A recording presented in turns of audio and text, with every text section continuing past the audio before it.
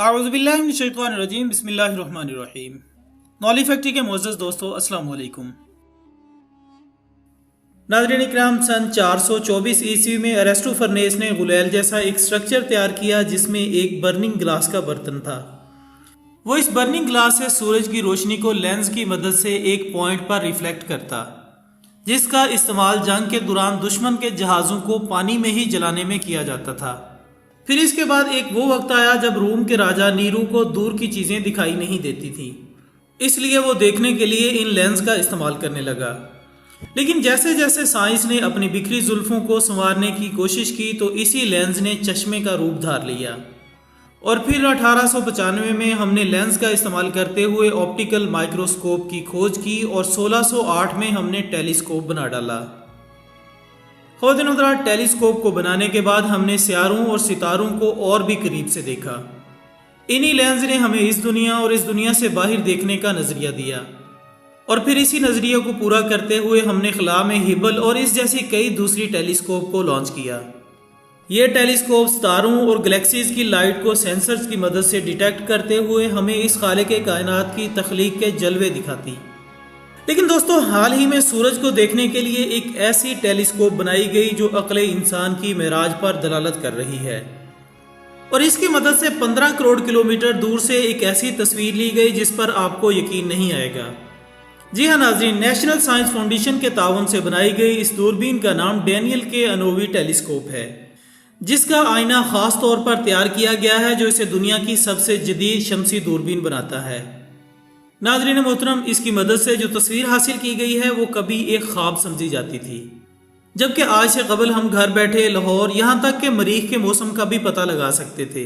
लेकिन नाज़रीन, अब सूरज के एटमॉस्फेयर का पता लगाना भी कोई बड़ी बात नहीं रही। ये तस्वीर इसी टेलीस्कोप की मदद से सूरज के सरफेस को जूम करके ली गई है, जिसमें आप कई सारे बुलबुले वगैरह देख सकते हैं। ये बुलबुले सूरज के प्लाज्मा के ऊपर वाले हिस्से हैं। अब आप जरा इस वीडियो को देखें, इसमें गर्म प्लाज्मा पहले ऊपर की तरफ उठ रहा है और फिर फैलकर नीचे की तरफ जा रहा है, जबकि आपको ये जानकर हैरानगी होगी कि इसमें हर बुलबुले की चौड़ाई इतनी ज्यादा है कि कहा जा रहा है कि ये पाकिस्तान के एक सूबे से भी बड़ा है। ख्वातीन हज़रात, साइंसदानों के मुताबिक प्लाज्मा जो पहले ऊपर की तरफ उठता है और फिर फैलता है, यह सूरज की मैग्नेटिक फील्ड की वजह से होता है और यही प्लाज्मा शमसी तूफान की वजह बनता है। जबकि हर शमसी तूफान में दुनिया के तमाम जौहरी हथियारों के मजमूए से 1 लाख गुना ज्यादा तवानाई होती है। सामईन गिरामी, ये तूफान इतना खतरनाक है कि एक रिपोर्ट के मुताबिक मुस्तकबिल में जब ये तूफान आएगा तो 121 घंटे में पूरी दुनिया तबाह हो जाएगी। इसके बाद फिजा में उड़ते जहाजों का निज़ाम, ट्रेनों, बिजली और मुवासलात का निज़ाम भी दरम बरम हो जाएगा। नासा के माहिर डॉक्टर रिचर्ड फिशर के मुताबिक जदीद दुनिया का इन्हिसार इलेक्ट्रॉनिक मसनूआत पर है। इस तूफान के सबब इंटरनेट और मोबाइल समेत दुनिया भर का नेट सिस्टम खत्म हो जाएगा। इससे कंप्यूटर्स और मोबाइल में महफूज डाटा भी खत्म हो सकता है और इसके असरात कई बरसों तक जमीन पर मौजूद रहेंगे।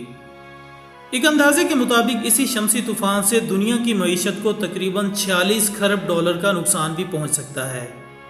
साइंसदानों का कहना है कि सूरज पर अगर कभी शदीद तूफान आए तो वो जमीन पर मुवासलाती निज़ाम को तबाह कर सकता है, जिसकी हमें बहुत बड़ी माशी कीमत अदा करनी पड़ सकती है। नाज़रीन इकराम, हम सन 2020 में पहुंच चुके हैं, लेकिन अब भी हम नहीं जानते कि ज़मीन पर दूसरा शमसी तूफान कब आएगा। लिहाजा इसी बात को जानने के लिए माहिरीन ने इस टेलीस्कोप को बनाया, जिससे पता चल जाएगा कि मुस्तकबिल में शमसी तूफान कब आएगा, ताकि वक्त से पहले एहतियाती तदाबीर की जा सकें। जबकि कहा जा रहा है कि आने वाले वक्त में इस टेलीस्कोप के साथ और भी जदीद इंस्ट्रूमेंट्स अटैच किए जाएंगे, जिससे अगले 5 सालों में इतनी मालूमात इकट्ठी होंगी जितनी पिछले 400 साल में भी नहीं हो सकी। नाज़रीन इकराम, ये थी हमारी आज की दिलचस्प वीडियो। अगर आपको स्पेस से रिलेटेड वीडियोस पसंद हैं तो कमेंट्स बॉक्स में हमें अपनी दिलचस्पी का इजहार ज़रूर करें। हमारी अगली वीडियो आने तक अपना दोस्तों, रिश्तेदारों और गिरदोनवा के तमाम लोगों का बहुत ख्याल रखिएगा। अल्लाह हाफिज़।